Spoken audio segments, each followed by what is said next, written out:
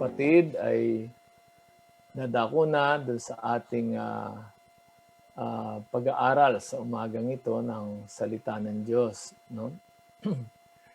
At ang ating aralin ay susog doon sa napag-aralan natin itong mga nagdaang ilang linggo. At ating pong tatalakayin yung dalawang uri ng muling pagkabuhay. No? Karaniwan, pagka naisip natin yung muling pagkabuhay, basta't nabuhay mula sa patay, nabuhay mula sa kamatayan, ang tawag natin doon kaagad ay muling pagkabuhay at inuuri natin sila ng iisang uri lamang. Pero sa Biblia po, hindi po ganun ang pag-uri. No? So magsimula po tayo doon sa pagbasa, doon sa Mateo 27, 51 hanggang 53. At ako muna yung babasa. No? Ganito po ang ating makikita. Ang sabi, muling sumigaw si Jesus ng malakas at siya'y nalagutan ng hininga. Biglang nahati ang tabing ng templo mula sa itaas hanggang sa ibaba. Nayanig ang lupa. No? Nabuksan ang mga libingan at muling nabuhay ang maraming banal. Mga banal. Ibig sabihin, mga saved sila. Mga banal na namatay. Lumabas sila ng libingan at nang muling mabuhay si Jesus, sila'y pumasok sa banal na lungsod at do'y marami ang nakakita sa kanila. Marami po ang nakakita dito sa mga nabuhay na muling ito. No? Sa English, para po makita natin siyang malinaw, ganito ang sabi. No? And when Jesus had cried out again in a loud voice, He gave up His spirit. Saling NIV po to. No? At that moment, the curtain of the temple was torn in two from top to bottom. The earth shook, the rocks split, and the tombs broke open. The bodies of many holy people who had died were raised to life. They came out of the tombs after Jesus' resurrection and went into the holy city and appeared to many people. So, pareho po sinasabi. Pagka tinignan natin yung salitang Griego, tinignan ko rin po, no? Baka meron tayong mamiss. Ganon din po ang sinasabi. Nabuhay silang muli, no? Nabuhay na muli yung mga taong banal, nang ibig sabihin mga taong nanampalataya, nangamatay, nanampalataya, na living, no? At pagkatapos, lumabas sila doon sa kanilang mga libingan matapos na mabuhay na muli ang Panginoon. So pagkabuhay na muli ng Panginoon, nagsilabasan mula doon sa kanilang mga libingan itong ilan sa mga nakalibing na mga taong ligtas, taong banal, at sila'y pumasok sa siyudad at nakihalubilo sa mga tao. Makikita po natin doon how shocking this could be, no? Pleasantly, joyfully shocking, kasi kung ikaw yung kamag-anak o kapamilya nitong nabuhay na muling ito, bagamat medyo matatakot ka, ay magagalak ka kasi siguro hihipu-hipuin mo siya ngayon, ganon, hindi siya multo, di ba? At pagkatapos, para lang siya nagkasakit na gumaling tapos nakipamuhay uli doon sa mga tao hanggang sa mamatay uli siya. Ganun po yung kwentong ito, mga kapatid. So ito definitely ay muling pagkabuhay, pero hindi siya katulad nung muling pagkabuhay ng Panginoong Hesus. No? Sino ang mga taong ito na nabuhay na muli? Sila ba'y kasama ng Panginoong Hesus nang ito ay umakyat doon sa langit? No? Pareho ba ito nung tinutukoy na darating na muling pagkabuhay na mararanasin nating lahat na mga nagsisisampalatay at nagkikipag-isa sa Panginoon? So ito po ilan lamang sa mga tanong, no, ng mga bumabasa ng talatang ito at ng iba pang mga kamukhang talata. No? So ating pong susuriin ngayong umaga yung muling pagkabuhay nito at yung iba pang muling pagkabuhay at ihambing natin sa muling pagkabuhay ng Panginoong Hesus at muling pagkabuhay na darating. Yan. So, sasagutin po natin yung tanong, mga kapatid. Ano nga ba ang mga uri ng muling pagkabuhay sa Biblia? No, dalawa lang naman po yan. No? So, una po, ang una natin tatalakayin ay yung muling pagkabuhay na pangwalang hanggan. Ibig sabihin, mabubuhay ka muli, mabubuhay na muli ang isang tao para ito'y pumasok na sa walang hanggan. Ibig sabihin, hindi na siya muling mamamatay. Yun po yung una, mga kapatid. No? At ito po ay mababasa natin doon sa Roma 6, 8 hanggang 11. Tulungan ako ni Sister Shane dyan. Sister Shane? Kung tayo'y namatay ng kasama ni Kristo, naniniwala tayong mabubuhay rin tayong kasama niya. Alam nating si Kristo nang muling binuhay ay hindi na muling mamamatay. Wala nang kapangyarihan sa kanya ang kamatayan. Nang siya'y mamatay, namatay siya ng minsanan dahil sa kasalanan, at ang buhay niya ngayon ay dahil sa Diyos. Kaya dapat din ninyong ituring ang inyong sarili bilang patay na sa kasalanan, ngunit buhay naman dahil sa Diyos, sapagkat kayo'y nakipag-isa na kay Kristo Jesus. Ayan. So, ito po'y mahabang chapter ng pagtutuwid ni San Pablo doon sa nalilihis na paniniwala ng mga Kristiyano sa Roma. Kasi ang ginagawa ng mga taga-Roma, kung babalikan natin yung mga talata, ay dahil sa paniniwala nilang sila'y naligtas sa grace o kagandahang loob ng Diyos, ay pinapamarali nila na pwede silang magpatuloy sa kasalanan at lalo pang sasagana yung kagandahang loob ng Diyos. So nirebuke po sila ni San Pablo roon at ipinaalala sa kanila kung ano ang tama at tunay na nangyari sa kanila. Sila ngayon namatay kasama ni Kristo, nalibing kasama niya, at dapat lang silang mabuhay ng bagong buhay. At pagdating po sa verse 8, na relevant dito sa ating pinag-uusapan, ang sabi po, kung tayo namatay kasama ni Kristo, naniniwala tayong tayo'y mabubuhay rin tayong kasama niya, sabi niya. Darating yung oras, mabubuhay tayong kasama niya. Alam natin na yung muling binuhay, sabi niya, ay hindi na muling mamamatay. So ito po yung unang pagkabuhay na muli. Yung pagkabinuhay kang muli ng Diyos at hindi ka na mamamatay. At ang unang model po riyan ay ang ating Panginoong Hesus, at ito yung pangako doon sa lahat ng mga nagsisisampalataya. Kasama yung mga taong muling binuhay ng nauna, katulad ni na Lazaro, mga kapatid. So wala na raw kapangyarihan sa kanya ang kamatayan. So yun po yung paniniwala nating mga Kristiyano na anuman yung ating kahinatnan dito sa buhay na to, hindi natin alam no? More than at any other time, nare-realize natin sa mga panahong ito na hindi tayo yung may hawak talaga ng buhay. No?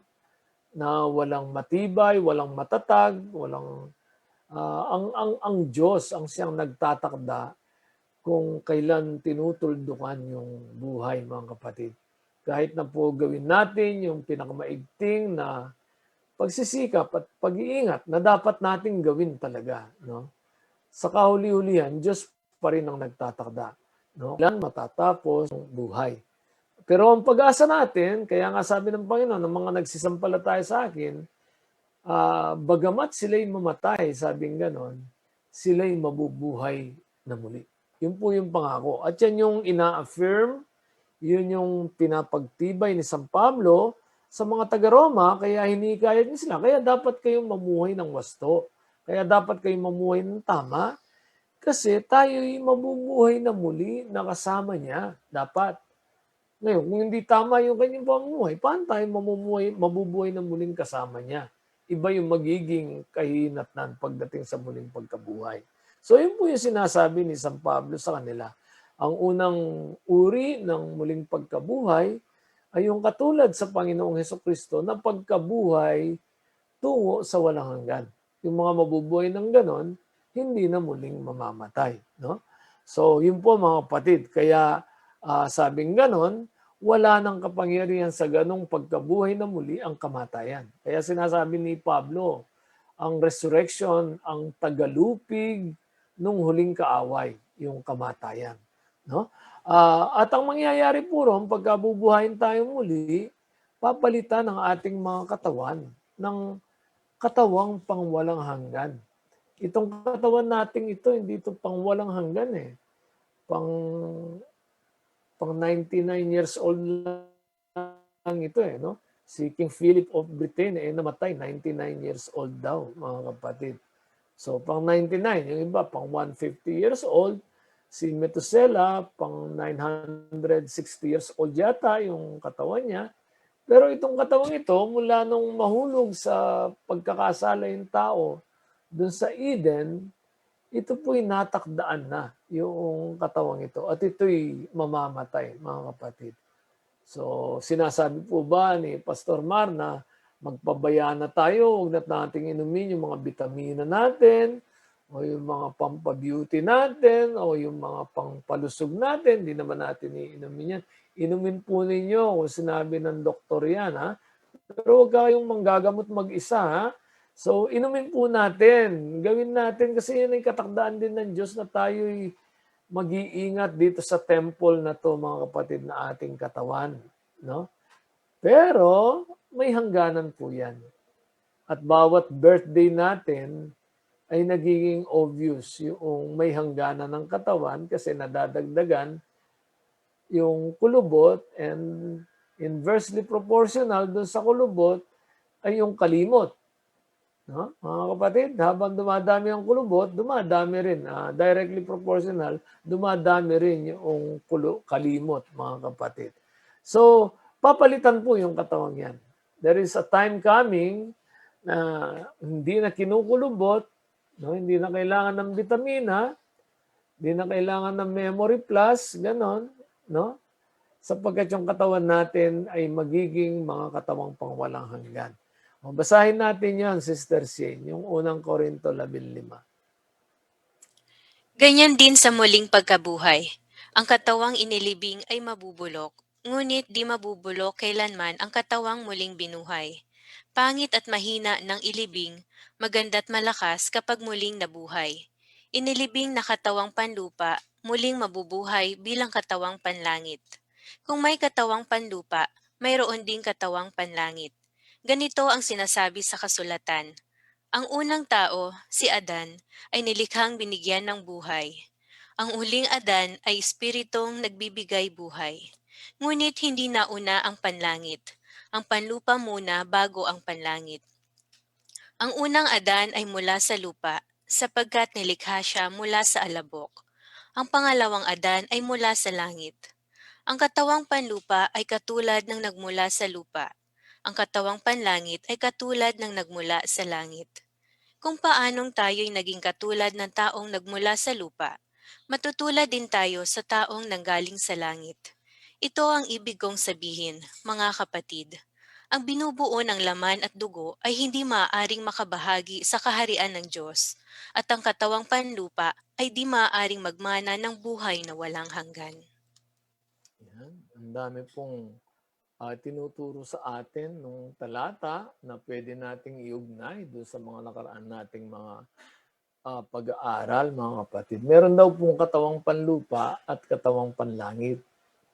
So nare-realize natin na iba yung katawan ng mga nilikhang makalangit, yung mga espiritu. So baguhin na natin yung pag-iisip na pagka sinabing mga espiritu ay wala silang katawan. Hindi po, may katawan sila, pero hindi katawang panglupa. Yung mga Elohim, may katawan yan. No? Ang Diyos, may katawan yan. No? Pero hindi katulad ng katawan natin, mga kapatid. Ang katawan natin ay panglupa. No? Hindi ito po pwede sa walang hanggan, mga kapatid. Kaya po, ang sabing ganyan, pagka binago na yan, magiging katawang katulad nung nagmula sa langit ang Panginoong Hesukristo. Ibig sabihin, kung ano man siya, nung siya'y nasa langit, hindi pa siya nagkakatawang tao, magiging ganun din ang ating katawan. No? Kung paanong tayo naging katulad ni Adan na nagmula sa lupa, matutulad din tayo sa Panginoong Hesukristo na nanggaling sa langit. Kaya po yung katawan ng Panginoon nung siya'y mabuhay na maguli, yun ay nag-glorify, naging katulad nung dati niyang katawang panlangit, kumbaga, no? Naluwalhati. At ganun ang pangako sa bawat isa na tayo magiging katulad niya. So nasisinsay po natin yung pinagmumulan ng mga apostol pagka sinasabi nilang matutulad tayo sa Panginoong Hesukristo. Hindi lang po sa ugali, hindi lang sa isip, mga kapatid, hindi lang doon sa mga katangian, matutulad din tayo sa Kanya sa ating mga katawan sapagkat tayo magiging mga kapatid niya sa walang hanggan, naluluklok kasama niya upang maghari para sa ating Diyos, mga kapatid. So, yun po yung sinasabi ng mga talatang ito. At kaya po idinugtong niya riyan na pagka nag-glorify kang ganon, ikay natulad sa Panginoong Jesucristo, ikaw ay magmamana ng buhay na walang hanggan. So kailangan po talagang palitan ng katawan natin itong katawang laman at dugo, palitan ng katawang hindi laman at dugo, sapagkat yun lang ang katawang pwedeng magmana sa walang hanggan. Yan. Kaya po papalitan yung ating mga katawan. So, mahalin nyo yan, pero matatapos po yung katawan na yan. We should not be ashamed of growing old. No, wala pong nakakaya. Yung iba, ayaw nilang tumanda. No, wala pong problema sa pagtanda. Ang problema lagi kung meron kang pinagkatandaan. No, yung iba kasi nagkakaedad lang, hindi tumatanda, mga kapatid. No, huwag tayong magkaedad lang, huwag lang tayong madagdagan ng mga taon. Kasabay ng pagdagdag ng mga taon, madagdagan ang ating pagkatao at pagiging Kristiyano, mga kapatid. So, yun po, no? At meron pong kani-kanyang panahon ang muling pagkabuhay. Talibas po doon sa mga naituro sa atin ng mga unang nagrelihiyon sa atin, no? Hindi po sabay-sabay ang muling pagkabuhay. May kani-kanyang panahon. No, ang sabi po, ako munang babasa, sabi niya sa unang Korinto 15 pa rin, ngunit ngayong si Kristo'y muling binuhay, sabi po, ito'y katibayan na muling bubuhayin ang mga patay. No, may nagtanong doon sa talastasan ng Sobo, paano raw ang katibayan na tayo muling mabubuhay? Meron daw pang nabuhay ng muli, na katulad nung ipinangako sa atin ng Diyos. Meron po, at yun ang laging sinasabi ng Biblia. Ang ating Panginoong Hesus, ang katibayan na tayo'y muling bubuhayin mula sa mga patay. No? Kung paano dumating ang kamatayan sa pamamagitan ni Adan ng isang tao, gayon din naman dumating ang muling pagkabuhay sa pamamagitan din ng isang tao, ang ating Panginoong Hesukristo. Sapagkat kung paanong mamamatay ang lahat dahil sa kanilang kaugnayan kay Adan. Nakita niyo po yun? Mamamatay ang lahat dahil lahat tayo mga nilipi ni Adan. Gayun din naman, mabubuhay ang lahat. Lahat din ha, hindi lang mananampalataya. Dahil sa kanilang kaugnayan kay Kristo, sapagkat si Kristo ang pangalawang Adan. Kaya po lahat ay mabubuhay na muli dahil sa Panginoong Hesukristo. Iba nga lang yung paglalagakan sa kanila pagdating sa walang hanggan, depende sa kung paano silang nanampalataya at nabuhay nung sila'y nandirito pa sa lupa.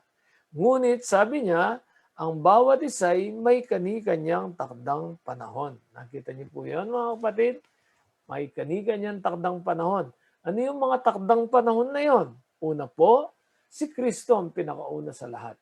Nakita niyo po yan, mga kapatid? Sabihin natin lahat, bagamat di tayo nagkakarinigan, si Kristo ang pinakauna sa lahat. Sabihin niyo, mga kapatid. Sapagkat may sasabihin ako sa inyo may kinalaman dito. Sino ang pinakauna sa lahat? Si Kristo ang pinakauna sa lahat. Siya pa lamang po yung muling nabuhay mula sa patay tungo sa walang hanggan. Ibig sabihin, wala pong iba pang nabuhay na pangwalang hanggan maliban sa Panginoong Hesukristo. Walang ibang nabuhay na muli para sa walang hanggan maliban sa Panginoong Jesucristo, no? At yun po'y sinundan nung pangalawang mabubuhay na muli, kaya alam natin yon. Pagkatapos ng muli niyang pagkabuhay, ang mga kay Kristo ng pagparito niya. Ibig sabihin, kailan ang susunod na muling pagkabuhay tungo sa walang hanggan? Pagbabalik po ng ating Panginoong Jesucristo. So kung ano man yung mga naunang muling pagkabuhay ng mga tao, hindi yun pagkabuhay tungo sa walang hanggan. At mahahagip na rin po rito yung laging itinatanong, si Noah, si Enoch ba, tsaka itong si Elias, no? Sila ba'y nag-glorify na katulad ng pangwalang hanggan? Hindi pa po, mga kapatid. Saan man sila itinago ni Yahweh, saan man sila inilagak, no? Kung sila man yung magiging huling dalawang propeta, di po natin alam yun. Pero ang alam natin, ang dalawang yun either mamamatay o mapapalitan ang kanilang katawan sa muling pagbabalik ng ating Panginoong Kristo. Sapagkat yun ang susunod na muling pagkabuhay. Walang in-between, mga kapatid. Una, ang Panginoong Hesus, at pangalawa, pagdating ng rapture, pagbabalik niya, mga kapatid. Bubuhay niya muli yung lahat ng mga sa kanya nakipag-isa at nananampalataya mula kay Adan hanggang sa mga sandaling yun ng rapture, mga kapatid. Thumbs up kung naintindihan niyo yun. That is critical to our understanding, mga kapatid. So wala pa pong kasama ang Panginoon na binuhay na mag-uli para sa walang hanggang sa ngayon. So kung nasasabik tayong makapiling na siya, nasasabik din siyang makapiling na yung tayo na kung tayo nakipag-isa at nagsisampalataya sa Kanya. And then pagkatapos po nun, tsaka darating yung wakas, tsaka bubuhayin uli yung iba pang mga natitira. No? Kapag naibigay na ni Kristo ang kaharian sa Diyos, pagkatapos niyang malupig ang lahat ng paghari, pamahalaan at kapangyarihan. Ang pinakahuli po, yung wakas, ang tawag dyan, yung muling pagbuhay doon sa lahat ng natitirang hindi pa binuhay na maguli, no? At pagpapalit ng katawan doon sa mga natitirang nabubuhay pa rin sa mga sandaling yan. So, atin pong tatalakayin yan, mga kapatid. So, wala pang ibang nabuhay na muli na pang walang hanggan. No? Inuulit-ulit ko ito. Dito nakukonfuse yung marami. No? Maliban sa Panginoong Hesukristo lamang. Wala. Nada. Mafi. Mga kapatid. No? At pangalawa, maliban sa Panginoong Hesus, lahat ng mga nabuhay na muli sa kasaysayan, mula sa lumang tipan hanggang sa bagong tipan, ay muli ring namatay o mamamatay. At si Enoch, tsaka itong si Elias, mga kapatid, kung hindi man sila mamamatay, magpapalit sila ng katawan pagdating ng pagparitong muli ng ating Panginoong Jesucristo. Dahil yan po yung sinasabi. Yan ang ibig sabihin ni Pablo. No? So, susunod po, sa muling pagkabuhay, sa pagbabalik ng Panginoon, ano yung larawan nun? Basahin sa atin yan ni Shane. Mga kapatid, nais naming malaman ninyo ang katotohanan tungkol sa mga namatay na, upang hindi kayo magdalamhati tulad ng mga taong walang pag-asa. Dahil naniniwala tayong si Jesus ay namatay at muling nabuhay, naniniwala din tayong bubuhayin ng Diyos ang lahat ng namatay na sumasampalataya kay Jesus upang isama sa Kanya. Ito ang katuruan ng Panginoon na sinasabi namin sa inyo. Tayong mga nabubuhay pa, tayong mga natitira pa hanggang sa pagparito ng Panginoon, ay hindi mauuna sa mga namatay na. Sa araw na iyon, kasabay ng malakas na utos, ng tinig ng arkanghel, at ng tunog ng trumpeta ng Diyos, bababa ang Panginoon mula sa langit. Ang mga namatay na sumasampalataya kay Kristo ay bubuhayin muna. Pagkatapos, tayo namang mga buhay pa at natitira ay titipunin sa alapaap kasama ng mga binuhay upang salubungin ang Panginoon sa himpapawid. Sa gayon, makakapiling natin siya magpakailanman. Kaya nga, palakasin ninyo ang loob ng bawat isa sa pamamagitan ng mga aral na ito. Yan, nakita po niyo ang dahilan bakit isinulat ni San Pablo sa kanila yan upang bigyan silang pag-asa, tamang pag-asa, at sa gayon ay palakasin ang kanilang loob sa pamamagitan ng pag-asa na yon, no? At yun po yung pag-asa ng muling pagkabuhay. Kaya ang tawag dun sa muling doon sa pagbabalik na yun ng Panginoon, ang tawag blessed hope, banal na pag-asa, no? Sapagkat yun ang nagbibigay ng lakas ng loob sa mga Kristiyano upang harapin ang kanilang mga ngayon, kanilang mga kasalukuyan ng may tapang at may ah, matibay na pananalig na gawin ang matuwid kahit mahirap. Yun po yung dahilan mga kapatid, kaya nagpipilit tayong gawin ng tama kahit na mas madaling gawin ang mali. Yun ang dahilan kung bakit kahit malugi tayo, mas gugustuhin nating malugi kaysa magkasala. Are you following what I'm saying mga kapatid? Ganun ba kayong mag-isip? No? Yun po yung dahilan at hindi yun maintindihan na sanlibutan kung bakit gagawin natin kahit mag-sacrifice tayo, gagawin natin yung matuwid at yung nakalulugod sa Diyos. Kaya tayo tumutulong kahit hindi kinikilala yung pagtulong, kaya tayo bumoboto ng tama ayon sa matuwid sa Panginoon, hindi lang ayon sa emosyon. Sana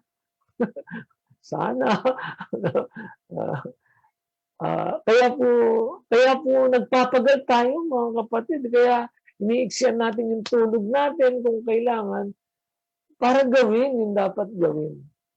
Kaya kahit sa gitna nung pandemic, halimbawa, at ingat na ingat tayo, kung kailangan talaga, susuong tayo doon sa panganib para po ma-deliver yung kalooban ng Panginoon sa ating kapwa.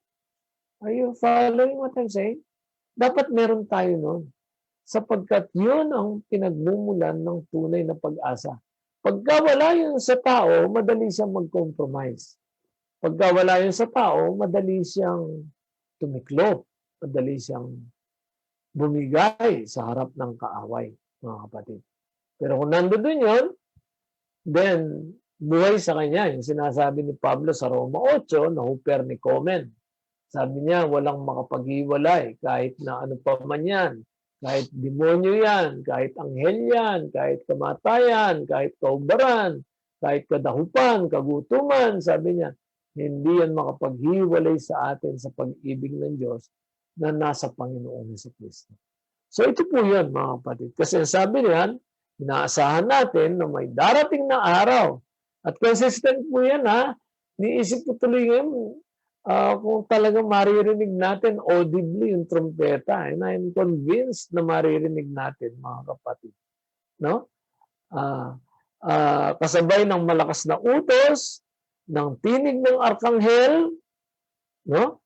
At ng tunog ng trumpeta ng Diyos. Nandyan po lagi yan, very consistent dun sa mga eksena ng resurrection, mga kapatid. Bababa ang Panginoon mula sa langit. No? Bababa siya. Nasaan ang Panginoon? Nasa langit. Huwag niyong sabihin nasa puso natin.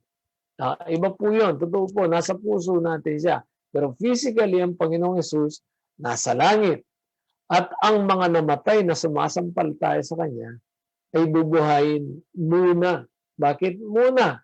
Kasi mauna silang konting-konti doon sa mga nabubuhay pa. No? At yung mga buhay naman na natitira ay magpapalit ng katawan. At pagkatapos ay titipunin tayo saan? Sa mga ulap, sa alapaap. No? At doon natin i-rendezvous, kikitain ang Panginoon sa impapawid. So, hindi siya bababa dito sa lupa. Nandun siya sa ulap at doon niya tayo kakatagpuin mga kapatid matapos tayong tipunin ng mga anghel mula sa lahat ng panig ng daigdig. Yun po yung sinasabi. So, lahat yun. Yung mga patay, bibigyan ng bagong katawan na pangwalang hanggan. At yung mga buhay pa, papalitan ng kanilang katawan ng katawang pangwalang hanggan. So lahat ng mga makakatagpo ng Panginoon doon ay nakabihis na ng katawang pangwalang hanggan. Bakit? That's kasi isasama na niya tayo kung saan siya naroroon at hindi na tayo maiiwalay sa Kanya. Yun po yung banal na pag-asa natin, mga kapatid. Kaya po ang sabi riyan, aliwin nyo ang bawat isa. Dapat buhay sa atin yung pag-asa na yun. Inan po ba? Sapagkat pagkabuhay sa atin yung pag-asa na yun, kaya may nakakakita o walang nakakakita, kahit mag-isa ka lang, kahit na nasa kwarto ka lang, gagawin at gagawin mo yung tama kung buhay sa iyo yung pag-asa yun, mga kapatid. Pero kung halimbawa, nabubuhay ka lang para sa tao, no? Kaya nabubuhay ka, meron kang timbangan ng kung ano-ano sa iyong relihiyon, mga kapatid, ay pagka wala nang nakakakita, wala nang pumapalakpak sa iyo, tinatabangan ka na, hindi mo na ginagawa yung tama. Ang daling mag-compromise. Thumbs up if you understood that, so I can move on. Okay, very good. So ituloy na po natin, mga kapatid. At ang pangyayaring ito ay mangyayari sa isang kisap mata. Sabi po nila, nung bata akong Kristiyano, ang tinuro sa amin, yung napanood ko kasi yung lumang Thief of the Night, no? Paniwalang-paniwala ako ron. Tapos, ang tinuturo ron, yung rapture daw, ay mangyayari sa isang kisap mata. Pero nung nakakabasa na ako ng Bible, kahit anong baligtad ko, hindi yung rapture ang mangyayari sa isang kisap mata. Lalo na nung mapag-aralan natin yung Revelation, hindi isang kisap mata yung rapture kasi makikita ng lahat yung pag-akyat sa ulap noong mga bubuhayin muli, mga kapatid. So, alin yung isang kisap mata? Basahin ni Shane yung kung alin yun. Isang hiwaga ang sinasabi ko sa inyo. Hindi lahat tayo'y mamamatay, ngunit lahat tayo'y babaguhin. Sa isang sandali, sa isang kisap mata, kasabay ng huling pag-ihip ng trumpeta. Sapagkat sa pagtunog ng trumpeta, ang mga patay ay muling bubuhayin at di na muling mamamatay. Babaguhin tayong lahat. Ang ating katawang nabubulok ay mapapalitan ng hindi nabubulok, at ang katawang namamatay ay mapapalitan ng katawang hindi namamatay. Kapag ang nabubulok ay napalitan na ng di nabubulok, at ang may kamatayan ay napalitan na ng walang kamatayan, matutupad na ang sinasabi sa kasulatan. Nalupig na ang kamatayan, lubos na ang tagumpay. Nasaan o kamatayan ang iyong tagumpay? Nasaan o kamatayan ang iyong kamandag? Ang kamandag ng kamatayan ay ang kasalanan, at ang lakas ng kasalanan ay nagmumula sa kautusan. Thank you, Shane. No? Ayun. So, alin yung isang kisap mata, mga kapatid? Yung muling pagbuhay. At ito'y mangyayari, sabi po, kasabay ng huling pag-ihip ng trumpeta. So, this verse informs us na yung pag-ihip ng trumpeta hindi minsan lang. Sunod-sunod siya. At doon sa huling pag-ihip ng trumpeta, tsaka po bubuhayin yung mga patay. At pagkatapos, immediately after that, babaguhin naman yung katawan ng mga nabubuhay na nananampalataya. Yung mga hindi nananampalataya, may iiwan pa yun eh. Kaya doon sa Revelation, mananaghuwi sila eh. Yun yung eksenang itago mo kami, tabunan mo kami ng mga bundok, ganon. Sapagkat nakikita nila yung puot nung nakaupo sa trono at noong kordero. May nagtanong puro nung talastasan ng Sowo, no? Ilan daw yung nando doon? Nando doon po. Very clear naman yung pagkaka-areglo nung talata na yon. May nakaupo sa trono at may puot siya, tapos merong kordero at may puot din siya, mga kapatid. So dalawa po yung makikita noong mga tao sa daigdig, no? So yun po yung sinasabi, no? Papalitan yung ating katawan sa isang kisap mata. So parang kisap mata, alam niyo yun, mga kapatid, no? Yung magbi-blink ka, mag-i-squint yung mata mo, no? Ganun lang kabilis, no? Kaya po isipin mo, kung ganun ka-powerful ang Diyos na kaya niyang gawin yun, mga kapatid, wala siyang hindi magagawa laban sa kamatayan, laban sa COVID, laban sa anumang nagiging sanhi ng pagpanaw ng bawat isa, mga kapatid. Siya yung may kontrol lahat ng buhay at kamatayan.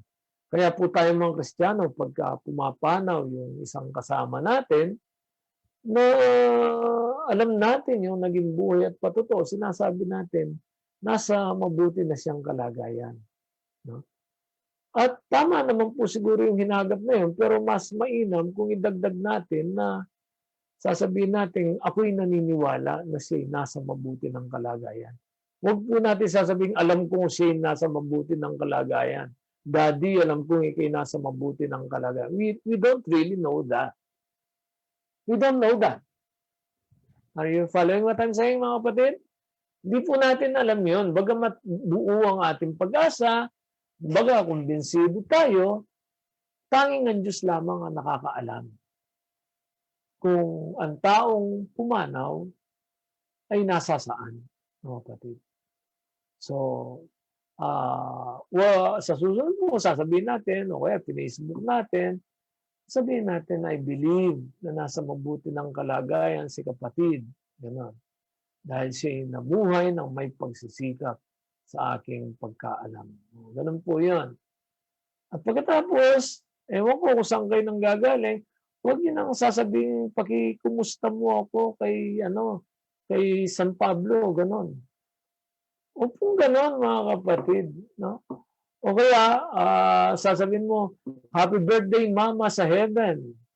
That is, hindi po tama yung messaging nun kung tayo nangangaral o tayo nagsishare sa iba. Bato-bato sa langit, kay pastor, wag magalit. No? Kapatid, kailangan po natin i-correct yun bago lumawa. No? We don't really know that. Only God knows that. Amen, mga kapatid? Kahit na magkakakilala tayo, yung public persona lang yung alam natin. Yung private, di natin alam. Pero sabi po ng Panginoon, pagka siya ang humatol, nilalantad niya ang lahat ng lihim ng mga puso. Follow yung mga kapatid? Thumbs up. If you still willing to listen after I said that.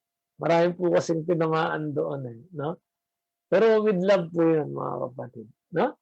So, yun po, mga kapatid. So, ituloy na natin yung ating pagtalakay. No?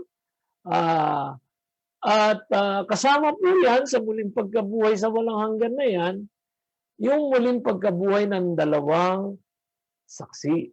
Ayan, basahin natin yan, Sister Shane. Pagkatapos nilang magpatotoo, aahon ang halimaw na nasa bangin at makikipaglaban sa kanila. Matatalo sila at mapapatay ng halimaw, at ang kanilang bangkay ay mahahandusay sa lansangan ng dakilang lungsod, na ang patalinhagang pangalan ay Sodoma o Ehipto, kung saan ipinako sa krus ang kanilang Panginoon. Sa loob ng 3.5 araw, ang kanilang mga bangkay ay panonoorin ng mga tao mula sa iba't ibang lahi, lipi, wika at bansa, at hindi papayag ang mga ito na mailibing ang mga bangkay. Magagalak ang lahat ng tao sa sanlibutan dahil sa pagkamatay ng dalawang saksi. Magdiriwang sila at magbibigayan ng mga regalo, sapagkat ang dalawang propetang iyon ay nagdulot sa kanila ng labis na kahirapan. Pagkalipas ng 3.5 araw, pumasok sa kanila ang hangin ng Diyos na nagbibigay buhay, at sila'y tumayo, at labis na nasindak ang mga nakakita sa kanila. Pagkatapos ay narinig nilang nagsalita ang isang malakas na tinig mula sa langit, "Umakyat kayo rito." At habang nakatingin ang kanilang mga kaaway, umakyat sila sa langit habang nakasakay sa ulap. Praise the Lord. Thank you, Shane. No? So, unang-una po, doon sa mga nagtuturo, hindi ko alam kung saan nila kinukuha yun, na yun daw kung dinidescribe ng Revelation na pagwawakas ng panahon, yung mga pagdurusa, yung pananalasa ng Antikristo, ay sa Israel lang daw mangyayari yun. Hindi po yung mga kapatid, nakikita natin yan sabi, yung mga bangkay ay panonoorin ng mga tao mula sa iba't ibang lahi, lipi, wika at bansa.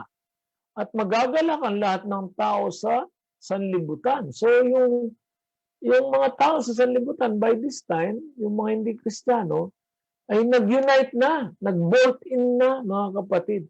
Sunod na sila sa Antichrist. So yung kalaban ng Antichrist, kalaban din nila. At kalaban nila itong dalawang propeta sapagkat nagdulot yun sa kanila ng labis na kahirapan. Kasi po for 3.5 years itong dalawang propetang ito, as soon as the Antichrist declares himself to be God, doon sa tinatawag na abomination of desolation, lilitaw itong dalawang propetang ito. At mula po dun sa bundok ng Diyos ay magpo-prophesy sila. At hindi silang basta nagpo-prophesy lang. They are very, very powerful. Kaya po nilang patigilin ng ulan, kaya nilang magpaulan ng apoy mula sa langit, kaya hindi sila makanti ng Antichrist for 3.5 years. And during those 3.5 years, nagpo-prophesy sila. I don't know kung ano, naka-online sila, mga kapatid. I don't know. No? Wala nang imposible pagdating dito, mga kapatid. Pero mahihirapan yung lahat ng tao sa buong mundo dahil sa kanila. Yun po ang ibig sabihin. You should think about those things. Kasi sabi, labis na nagpahirap sa mga tao sa buong mundo. How did they do that if they are in Jerusalem? Mga kapatid. So siguro, nagbabato sila ng mga commands, no? Na siguro naghihimala po sila because may mga power sila. So labis daw po nagdulot ng kahirapan yun. At pagkatapos nun, nung 3.5 years, mga kapatid, sa bandang dulo nung last 3.5 years, no, sila yung mamamatay. Ipapahintulot ng Diyos na sila yung mamatay. Think about that. Pagka bumabasa tayo ng ganito, mag-post kayo. Hindi sila mapatay-patay sa loob ng 3.5 taon. Tapos pagdating nung dulo ng kalahating taon, bigla silang kayang patayin ng halimaw. Yung halimaw, yun yung Antichrist. Are you following what I'm saying? What I'm saying here, I'm trying to affirm to you that death is frightening. Nakakatakot po ang kamatayan. But death is not outside the control of Yahweh Elohim. You follow what I'm saying, mga kapatid? So tayo, susunod lang tayo sa dapat. Gawin yung lahat ng dapat gawin, pero huwag i-sacrifice. Huwag nating ilaglag ang ating pagmamahal at pagsunod kay Yahweh dahil lang sa mga takot natin sa buhay. Thumbs up if you got that message, mga kapatid. Because masusubukan yung pananampalataya natin, mga kapatid. Kung magtutuloy-tuloy ito, and we're not really sure kung saan magtatapos ang lahat ng ito. Napaka-fragile na ng ating mundo ngayon. Yung po sinasabing gumagaling na sila, fragile po yun, mga kapatid. Pagka pinars mo yung siyensya at saka yung medical science. Fragile po yun.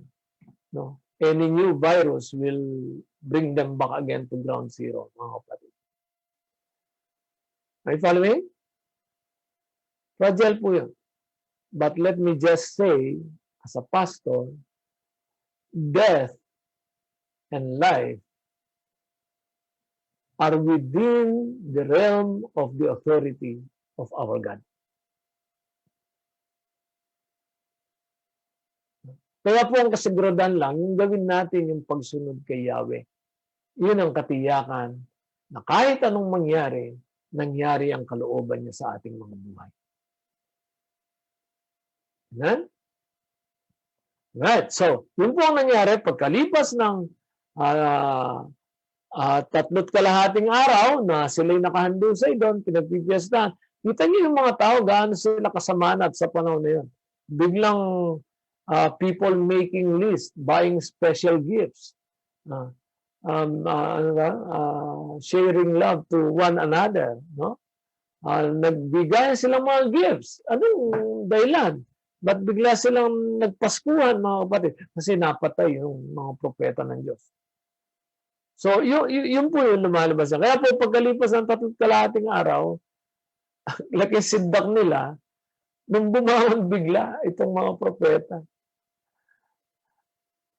I don't know how this is. Ini-imagine ko po ito kasi 4 hours after you die, ang magsiset in na yung rigor mortis kung tawagin. Sisimula na mabulok ang iyong katawan. 4 hours lang yan, mga kapatid. Kaya pagka namatay ka, within 4 hours, i-morgue ka, o kaya they will try to embalm you. Kung ini-embalm ka, ganun po yung mga kapatid. Because magsisimula na mabulok ang katawan. No? So, 3 araw po silang nakahandusay doon. So, binuhay silang muli, no? At pagkatapos, binuhay sila doon sa katawang hindi nabubulok, obviously. Kasi, yung katawang yun, umakyat na sa langit. Panlangit na yung katawan.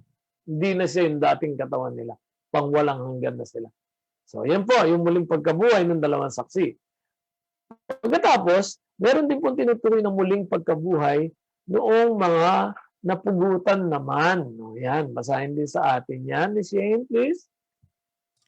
At nakakita ako ng mga trono at ang mga nakaupo doon ay binigyan ng karapatang humatol. Nakita ko rin ang mga kaluluwa ng mga taong pinugutan dahil sa pagpapatotoo tungkol kay Jesus at sa pagpapahayag ng salita ng Diyos. Hindi sila sumamba sa halimaw ni sa larawan nito, ni tumanggap man ang tatak ng halimaw sa kanilang noo o kamay. Binuhay sila upang magharing kasama ni Kristo sa loob ng 1,000 taon.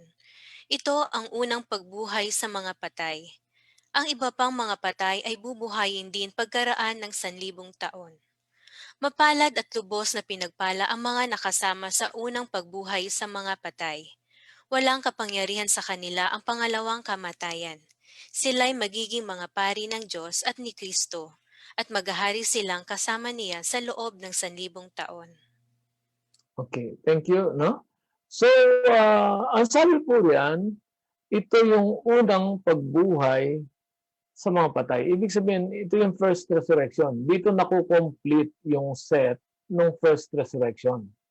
Tandaan natin, may rapture na nangyari, tapos yung 2 witnesses, na-rapture din sila bale, diba? Tapos, ito yung mga pinugutan. Now, may 2 schools of thought po rito. Yung una sinasabi, yung mga napugutan na to, sila rin yung mga rapture saints dahil dun na nalasa yung halimaw. So marami yung mga hindi nagpatatak, sabing ganon. So napugutan sila ng ulo. The other school of thought is yung mga napugutan daw ito yung mga na-convert, no, pagkatapos ng rapture. No, ito yung mga na-convert sila, nagsisi sila, nagbalik loob, at ayaw na nilang magpatatak sa halimaw, so sila po ay napugutan ng ulo, lahat. And I tend to believe that, yung pangalawa, personally. No? Yun po yung aking pinapaniwalaan. Bakit? Kasi po, in-identify sa verse 5, sabing ganun, ito yung unang pagbuhay sa mga patay. Kung ito po yung sa rapture, meron pang 2 witnesses after 3.5 after some time nung rapture. So dapat doon sa 2 witnesses, tsaka niya sasabihin ito ang unang pagbuhay sa mga patay. So my tendency ay tinatrato ko ito na pangatlong event nung muling pagkabuhay mula sa patay. Hiwalay siya dun sa rapture, hiwalay siya dun sa 2 saksi, at pangatlo po ito yung pagbuhay sa mga napugutan ng ulo just before the millennium. And then very telling yung sinasabi, ang iba pang mga patay, ibig sabihin na hindi nasama sa unang pagbuhay na muli, ay bubuhayin after 1,000 years.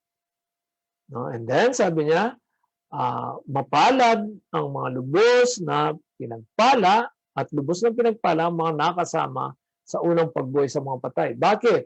Because the second death has no power over them. Ibig sabihin, ligtas na sila forever.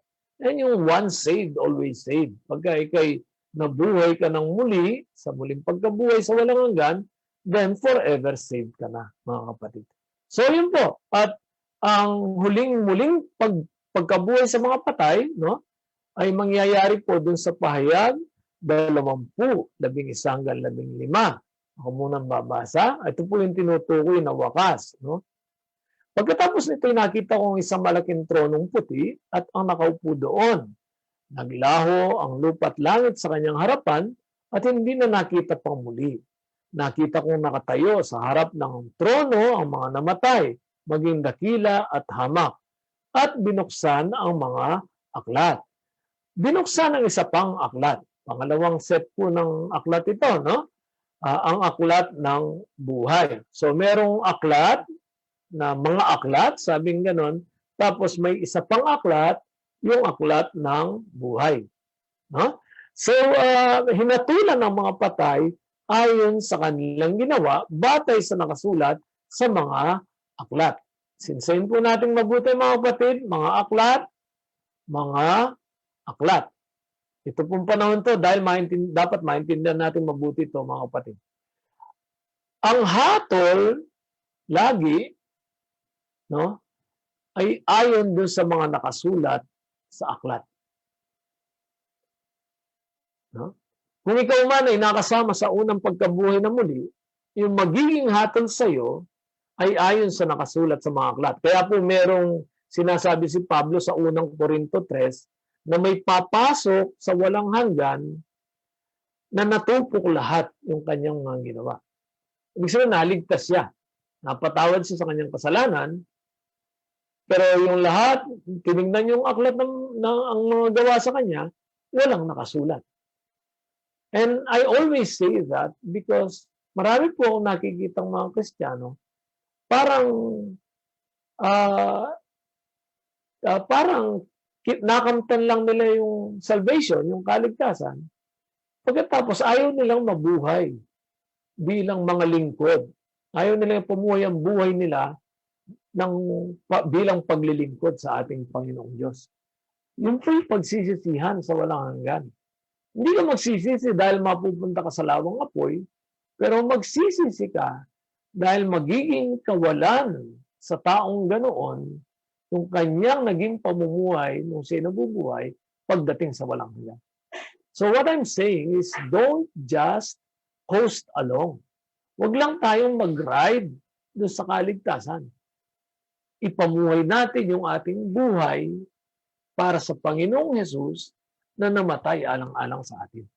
Whatever it is that you do, kailangan nating magtrabaho, kailangan nating magpamilya, kailangan nating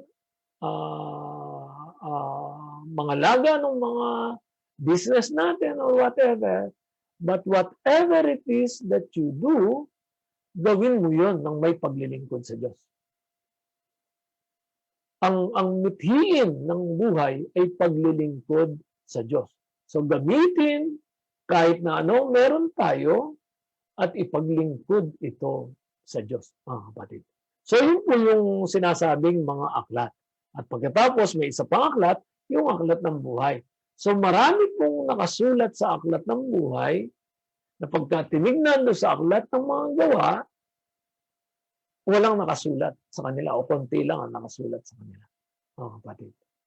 At doon naman sa mga mapapahamak, marami yung lahat sila hindi nakasulat sa aklat ng buhay, pero pag binuksan ang aklat ng mga gawa, makikita rin yung kanyang paano siya nagsasalita, paano siya nakikitungo sa kanyang biyanan, sa kanyang magulang, paano siya nakitungo sa kanyang mga elder, sa kanyang iglesia, paano yung ginamit yung kayamanan niya, o kaya yung talino niya, o kaya yung lakas niya, yung mga bukol-bukol niyang muscle sa gym ay pang-display lang, hindi niya ginamit para magbuhat nung makakatulong sa kanyang kapwa. Are you following what I'm saying, mga kapatid? Let us be sensible about this because that's the reason na itinuturo siya, mga kapatid.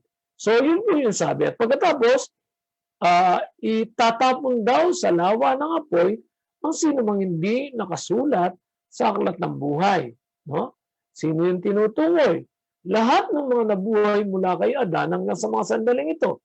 Pati na yung mga nabuhay sa millennium doon sa 1,000 taon, mga kapatid, na nangamatay. Kasi may mamamatay sa millennium eh. Yung nanampalataya sila o hindi sila nanampalataya during the millennium, ito po yung huling pagkabuhay. Wala nang susunod na pagkabuhay na muli. So, bubuhayin uli yun. So, dito po sa mga mabubuhay na maguling ito, merong karamihan ay mga hindi mananampalataya. Pero merong nangilan-ilan na mananampalataya mula sa millennium. Nanampalataya sila sa Panginoon.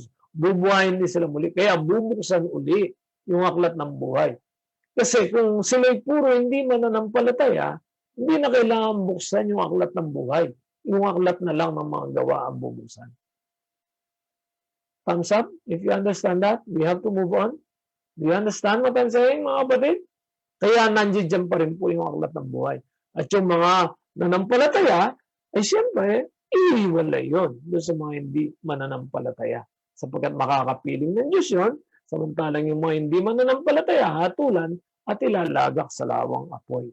No? So, lagumin natin yung unang bahagi. No? Isang bahagi pa lang pala tayo. Nung oras na ba? No? So, dahil sa Panginoong Hesus, ang lahat ng mga tao, yung mga nilipi ni Adan, mananampalataya man o hindi, lahat ng tao, mga kapatid, ay mabubuhay ng muling pagkabuhay na pangwalang hanggan. Hindi na sila mamamatay. Lahat po ng mga anak ni Adan, lahat ng nilipi ni Adan, kaya masama o mabuti, maka-Diyos o hindi, mabubuhay lahat yan dahil sa ginawa ng Panginoong Jesucristo. Pero yung mga iba, makakasama ng Panginoong Hesus sa walang hanggan. Yung iba, mahihiwalay sa Panginoong Hesus, sa Diyos Ama, sa walang hanggan, at itatapon sila doon sa lawang apoy kung saan nila pagdurusahan yung kanilang paghimagsik at pagmamatigas. Pati po yung mga anghel, itatapon doon. Kaya sila nakakulong doon sa Tartaro no naghihintay ng paghukom sa kanila. At doon po sa mga nagtatanong kung mag-offer ba ng kaligtasan ng Diyos dito sa mga ito, meron pong sinabi si Peter sa 2 Peter chapter 3 from verse 18 na hinintay ng Diyos itong mga spiritong ito no during the time na ginagawa ni Noe yung barko. 70 years halos yung mga kapatid, pero hindi sila nagbalik sa Diyos. No? So, yun po mga kapatid. Pangalawa, bagaman at hindi naman pare-pareho ang patutunguhan, lahat ay magpapalit ng katawang pangwalang hanggan. Katawang hindi nabubulok at hindi namamatay. Kung saan man sila ilalagak, doon na sila sa walang hanggan. Mga kapatid. So, yung mga nagsasabi, wala naman akong pakialam dyan, so hindi rin ako dapat pakialaman. Ay, mga kapatid, pagsisisihan po yun pagdating ng walang hanggan. And then in number 3, mabubuhay ang lahat sa kani-kanyang panahon, sabi natin. Ang Panginoong Hesus ang una, no? Pangalawa, ang mga nananampalataya sa Kanya, at yung natitira na hindi mananampalataya ang ikatlo, kasama yung mga nangamatay during the 1,000 years, mananampalataya man o hindi. So yun po yung unang muling pagkabuhay, yung pagkabuhay na muli para sa tungo sa walang hanggan. Ang pangalawang uri ng muling pagkabuhay ay yung muling pagkabuhay na pangkasalukuyan lang. Ito, mas konti ang explanation nito. No? Meron pong bukod sa pagkabuhay na muli ng Panginoong Hesus, merong 9 na tala sa Biblia noong muling pagkabuhay at bibilisan natin yan, mga kapatid. Meron pang 9 na tala ng muling pagkabuhay sa Biblia.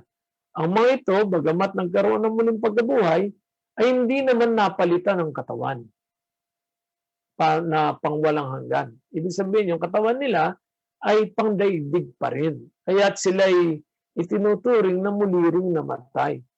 At sila'y mabubuhay ding muli ng muling pagkabuhay ng pangwalang hanggan pagdating ng kani-kanyang takdang panahon. Sino po ito mga to, mga kapatid? Meron pong 9 dyan no? Ito po yung statistics niya na kinuha ko sa overviewbible.com, no? Libre po yan kung gusto niyo tingnan, no? Yung isa ay binuhay ni Paul, yung isa ay binuhay ni Peter, yung isa binuhay ni Elias, yung dalawa ay binuhay ni Eliseo, Yung dalawa kasama ang Panginoong Jesucristo ay binuhay ng Diyos, ng Ama, at yung pangatlo ay binuhay ng Panginoong, tatlo yung binuhay ng Panginoong Jesucristo. No? So yung dalawa po kong tinutukoy, kasama po riyan yung natalakay natin doon sa unang bahagi, yung pagbuhay sa Panginoong Jesucristo.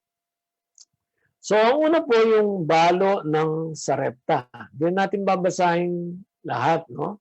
Yun na lamang bahaging binuhay ng muli. Ayan, sa verse 21, 3 beses siyang dumapa itong si Elijah, no?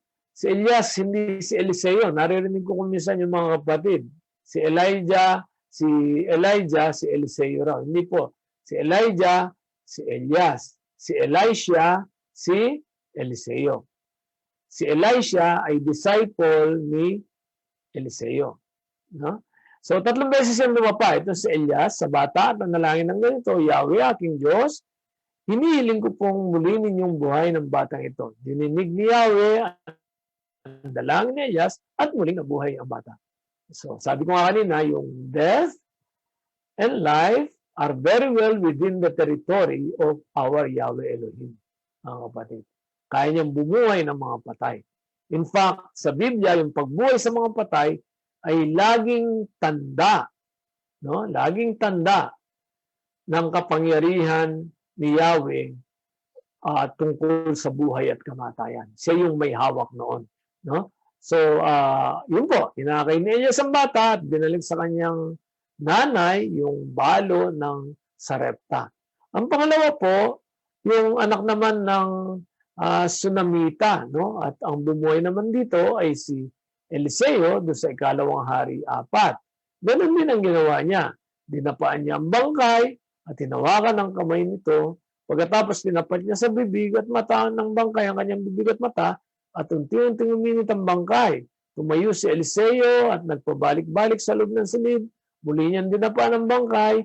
Ang batay bumahin, humatsing ng 7 beses, saka idinilat ang mata. Marami po nababasa ang literature ng mga non-believers na sinasabi nila, hindi naman totoong patay yan, kaya niresuscitate lang. So, pagka po ganun, kailangan mong isipin na stupid yung mga tao noong unang panahon. Hindi nila alam kung sino yung patay at buhay. You have to conclude that. Pagka sinabi mong hindi sa... Meron pang theory, hindi naman daw namatay ang Panginoong Jesucristo, kaya hindi naman siya nabuhay na muli, na-resuscitate lang. Mga kapatid, let me tell you, our forefathers are not stupid. Alam nila yung patay at alam nila yung buhay. Mga kapatid. No? Alam po nila yun. No? So, ito po, nabuhay na muli. I would rather believe yung Bible. Patay sila talaga. And then, dun sa, meron pa pong nakakatawa, ito comedy, kay Eliseo rin, sa mga 2 hari, no? Kabanatang 13, no? Basahin ko po para buo siya. Namatay si Eliseo at inilibing. Nang panahon yun, nakagawian ng mga Moabita na salakayin ng Israel taon-taon, tuwing tag-sibon. Minsan may mga Israelitang naglilibing ng isang lalaki. Walang may natanawan silang pangkat ng mga tulisan, mga Moabita, na palapit sa kanila. Kaya sa pagmamadali, sa takot, ay tinapon na lamang ang bangkay dun sa hukay. Nakita nila, yung hukay ni Eliseo. Nang ito'y sumayad sa kalansay ni Eliseo, masariwa pa si Eliseo ron, mga kapatid, nabuhay ang bangkay at bumangon. Kaya siguro may mga agi-agimat kung minsan, no? Makakuha nga ng buto ni Eliseo. Magandang hanap buhay ito, ha? Di ba, mga kapatid? So, yun po, I don't know kung anong ibig sabihin ito, pero natakot yung mga tao nung malaman nila ito, mga kapatid. Usually, yung mga ganito ay mga messaging ng Diyos ay mga signs ng mga propeta, ng mga apostol, ng mga kapatid. At sa New Testament naman, yung anak ng balo ng Nain, na paraan ng Panginoong Hesus at ng mga alagad na inililibing ng nanay yung kanyang anak at nahabag ang Panginoon.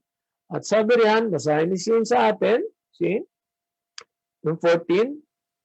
Nilapitan niya at hinipo ang kinalalagyan ng bangkay at tumigil naman ang mga may pasan nito.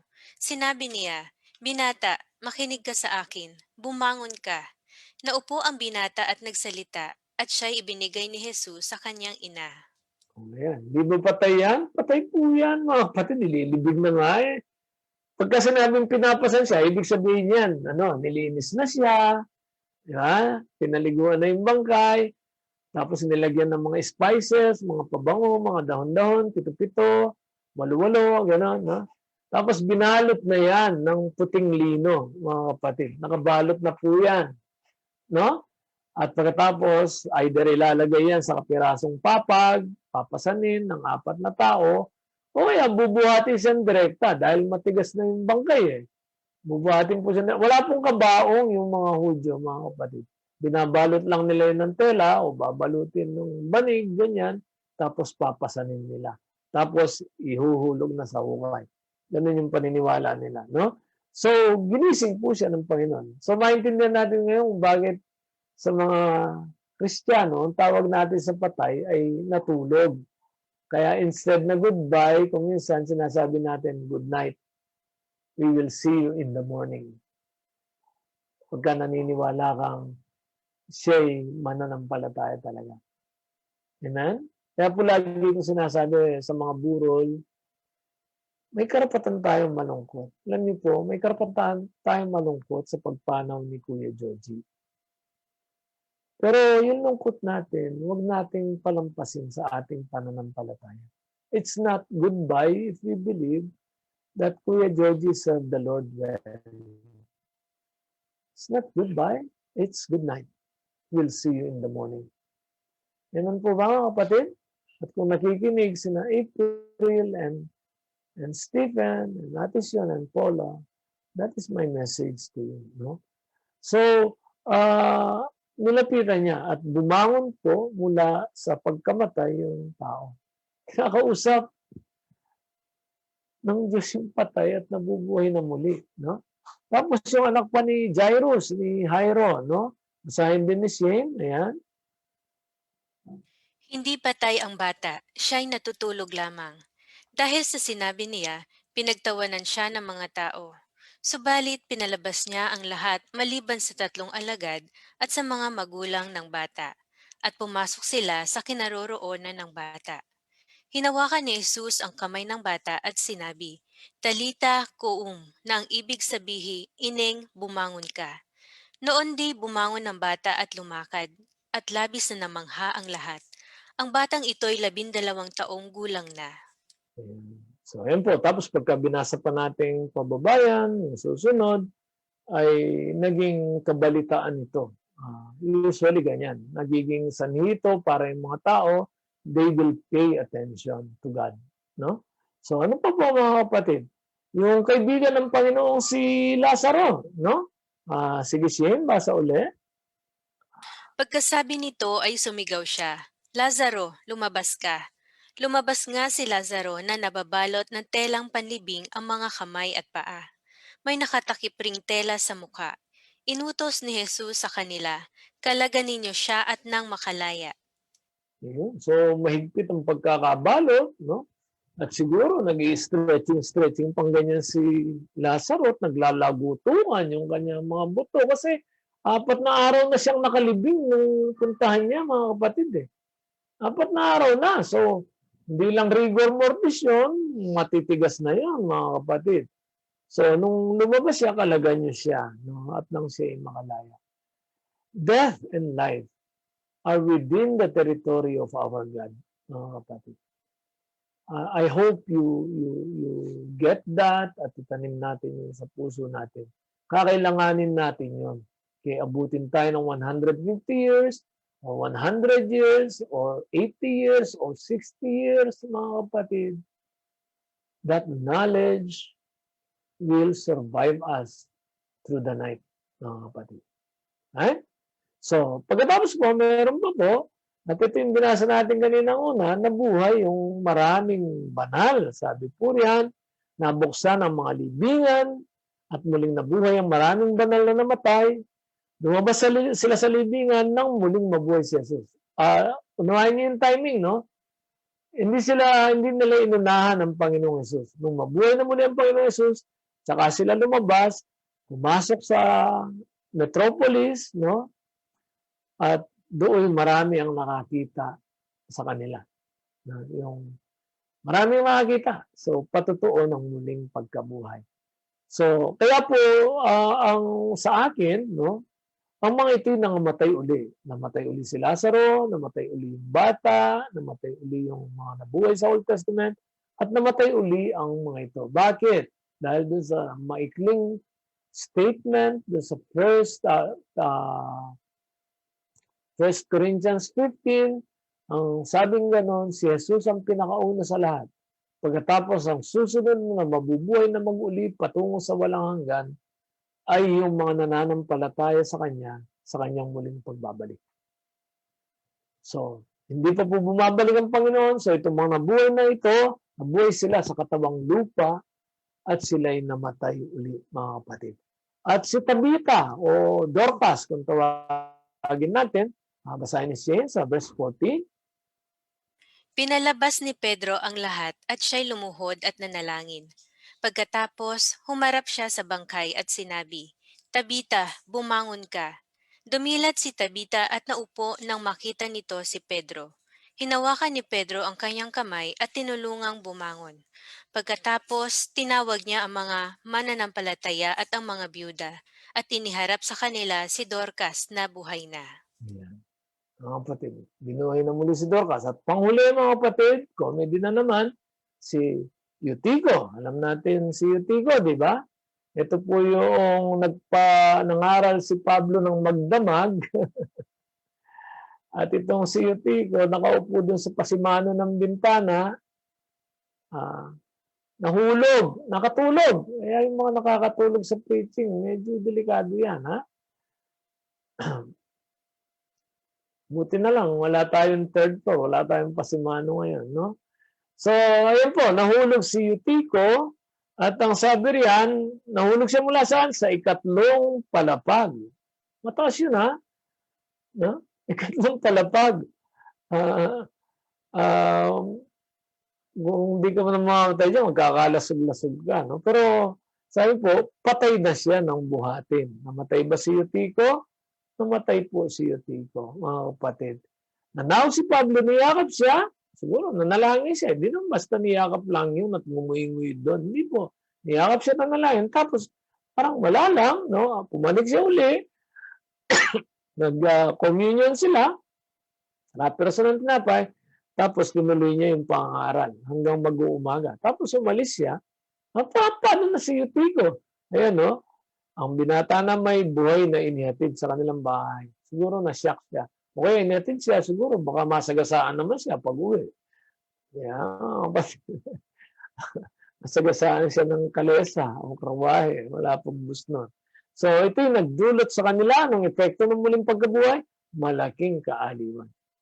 May following mga kapatid, our God is good. Binigyan niya tayo ng mga accounts na to para magbigay kaaliwan at pag-asa po sa atin. So, what do we learn, mga kapatid? Doon sa mga lahat ng nabuhay na mag-uli, isa lang po, ang Panginoong Hesus ang nabuhay patungo sa walang hanggan. Yung siyam na nabuhay na mag-uli sa Biblia, nangamatay uli sila. At kung sila'y nanatiling nananampalataya, tiyak tayo na bubuhayin din silang muli pagdating ng pagparito ng ating Panginoong Hesus. So, lagunin natin para matapos tayo.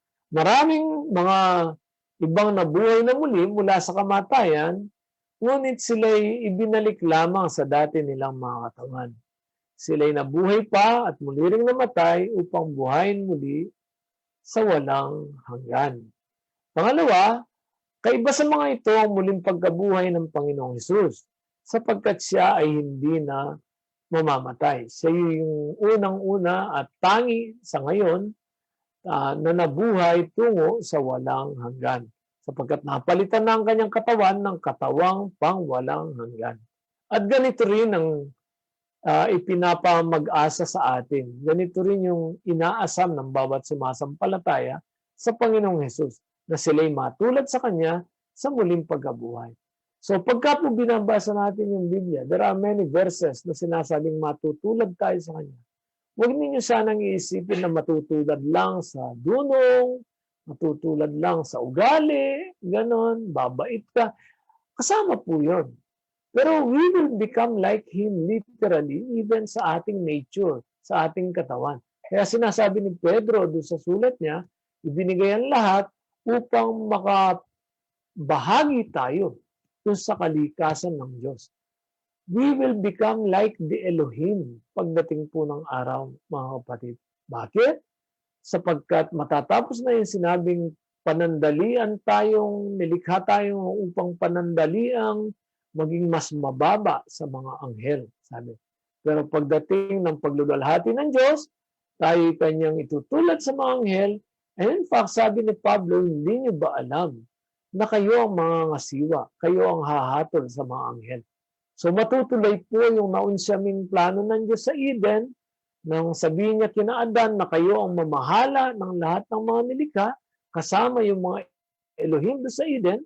Naunsyami yun dahil sa pagkakasala, matutuloy yun dahil sa pagtubos ng Panginoong Jesucristo at ang mga nilipi ni Adan ay matutulad sa Panginoong Jesucristo at sila pa rin yung mamamahala maging sa mga anghel pagdating sa walang hanggan, mga kapatid. At lastly, ang muling pagkabuhay ay ginanap upang maging tanda o patutuo sa lahat. Ito rin naman ay kaaliwan at pag-asa sa lahat ng sumasampalataya sa Diyos, sa luma o sa bagong tipan man nangyayari ang mga ito, mga kapatid. So anong natutunan po natin ngayong umaga? Sa muling pagkabuhay, may dalawang uri ng muling pagkabuhay. Ano mga ba yung mga uri na to, mga kapatid? Una, yung muling pagkabuhay na pangwalang hanggan. Yun ang inaasam natin. No? Pangalawa, yung muling pagkabuhay na pangkasalukuyan lamang na makikita natin sa mga salaysay sa Biblia. So let me just finish, hikayatin kayong muli sa sinabi ni San Pablo matapos ituro ito sa mga taga-Korinto. Okay, sama-sama nating basahin kahit di tayo nagkakarinigan sa unang Korinto 15, 77 hanggang 78. Ready? Read. Magpasalamat tayo sa Diyos sapagkat tayo'y binibigyan niya ng tagumpay sa pamamagitan ng ating Panginoong Hesukristo. Kaya nga, mga minamahal kong kapatid, magpakatatag kayo at huwag matinag. Maging masipag kayo sa paglilingkod sa Panginoon dahil alam ninyong hindi masasayang ang inyong paghihirap para sa Kanya. Purihin po ang Panginoon, pagpalain niyo tayong lahat.